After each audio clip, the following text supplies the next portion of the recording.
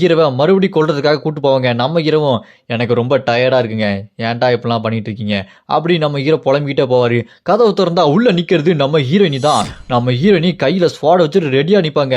நம்ம ஹீரோயினி சாதாரண ஆள் கிடையாதுங்க. எமோடா அசைன்மென்ட் இவங்களோட குல தொழிலே எக்ஸிகியூஷனர் தான். அதாவது மரண தண்டனை கொடுக்கறது தான். இவங்க ஸ்வாட் டெஸ்டர்னு சொல்லுவாங்க. இவங்க ஸ்வாட் வீசினாங்கன்னா ஒரே வெட்டுல அவங்க தலையை வெட்டிடுவாங்க. அந்த அளவுக்கு அவங்களோட ஸ்வாட் வீசுற திறமை ரொம்ப பயங்கரமா இருக்கும். இப்ப நம்ம ஹீரோக்கு மரண தண்டனை கொடுக்கறதுக்காக ஈடோன்னு ஒருத்தங்க அனுப்பி வச்சிருக்காங்க. அதான் இங்க வந்தாங்க.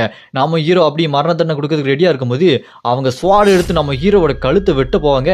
ஆனா நம்ம ஹீரோ அதுல இருந்து டாட்ஜ் பண்ணி எஸ்கேப் ஆகி போயிருவான். இருந்தாலும் நம்ம ஹீரோவோட கழுத்துல கோடு விழுந்துரும். அப்ப நம்ம ஹீரோ இதெல்லாம் பார்த்துட்டு என்னது நான் இன்னும் சாகலையா, நான் ஏன் சாகாம இருக்கேன், நான் ஏன் எஸ்கேப் ஆனேன் அப்படின்னு யோசிச்சுக்கிட்டே இருக்கும்போது அப்ப ஹீரோனி ஹீரோ கிட்ட நான் நிறைய பேத்துக்கு மரண தண்டனை கொடுத்துருக்கேன். நிறைய பேர் என் காலில் விழுந்து கெஞ்சுவாங்க. சில பேர் சாகுறேன் அப்படின்னு சொல்லிட்டு அமைதியாக இருப்பாங்க. ஆனால் என்னோட ஸ்வாடில் அவங்களோட உண்மையான முகம் என்னன்னு தெரிய வந்துடும். அதே மாதிரி தான் இப்போ உன்னோட முகமும் தெரிய வந்திருக்கு.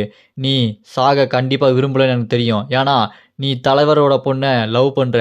அப்படி லவ் பண்ணியுமே லவ் பண்ணாத மாதிரி உன் மனசை நீயே ஏமாத்திக்கிட்டு இங்கே நடிக்கிற. உனக்கு சாகிறதுக்கு விருப்பம் இல்லை அப்படி சொன்னோன்னே அதை கேட்டு நம்ம ஹீரோ என்ன பேசிட்டு இருக்க, உனக்கு ஒண்ணுமே தெரியாது, கொஞ்சம் அமைதியா இருக்கிறியா அப்படின்னு ஸ்வாட் எடுத்துட்டு அங்க ஹீரோயினி கூட சண்டைக்கு போவாரு. அப்படியே சண்டை போட்டுட்டு இருக்கும்போது நம்ம ஹீரோயினி ஹீரோ கிட்ட நீ கிராமத்து தலைவர் பொண்ணை ரொம்ப பயங்கரமா லவ் பண்ற, அவ கூட ஒன்னா வாழணும்னு ஆசைப்படுற, அப்படி இருக்கும்போது உன் மனசுல ஒண்ணுமே இல்லாத மாதிரி ஏன் நடிக்கிற அப்படின்னு கேட்டோன்னே அதை கேட்டு நம்ம ஹீரோ இல்ல நான் ஒரு பயங்கரமான ஆக்ரோஷமான நிஞ்சா, நான் எந்த அளவுக்கு கொடூரமானவன்னு உனக்கு தெரியாது. அப்படியே பிளாஷ்பேக் போனா நம்ம ஹீரோவும் கிராமத்து தலைவர் பொண்ணு, அதாவது இப்போ நம்ம ஹீரோவோட ஒய்ஃப் அவங்களும் 2 பேர் பேசிக்கிறாங்க. அப்ப அந்த பொண்ணு நம்ம ஹீரோ கிட்ட நீ ரொம்ப கொடூரமானவெல்லாம் கிடையாது, நீ ரொம்ப நல்லவன், பாரு என் மூஞ்சில எவ்வளோ அசிங்கமான காயம் இருக்கு, எல்லாரும் கிண்டல் பண்ணாங்க, ஆனா நீ கிண்டல் பண்ணாம ரொம்ப நல்லபடி நடந்துக்கிட்ட. இந்த கிராமத்தை பொறுத்த வரைக்கும் ஆம்பளைங்கள்லாம் சண்டை போட போகணும், பொண்ணுங்கள்லாம் வீட்டிலேயே அமைதியாக உட்காந்துக்கணும். ஆனா எனக்கு அந்த வாழ்க்கை பிடிக்கல, நான் ஒரு குடும்ப வாழ்க்கையை வாழணும்னு ஆசைப்பட்டேன். ஆனா எங்க அப்பா இரும்பு கம்பியை காய்ச்சி என் மூஞ்சில் இவ்வளோ பெரிய காயத்தை உருவாக்கிட்டாரு.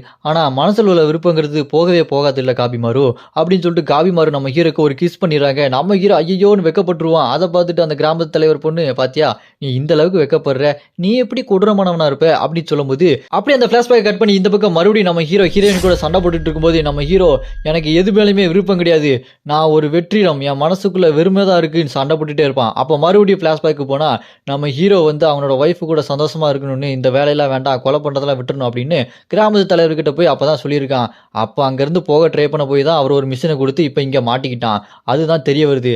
அப்படியே அந்த பிளாஷ்பேக் முடிஞ்ச உடனே இந்த பக்கம் நம்ம ஹீரோவும் ஹீரோயின் சண்டை போட்டுட்டே இருக்கும்போது நம்ம ஹீரோ என்னால ஒரு சாதாரண வாழ்க்கையை வாழவே முடியாது, அதுக்கு வாய்ப்பே இல்லை அப்படின்னு சொல்லிட்டு சண்டை போட்டுட்டு இருக்கும்போது படார் நம்ம ஹீரோயினி உள்ள இருந்து ஒரு சீட்டை எடுத்து இங்க பாரு இதுதான் மன்னிப்பு கடிதம், இந்த கடிதத்தின் மூலமா நீ ஒரு சாதாரண வாழ்க்கை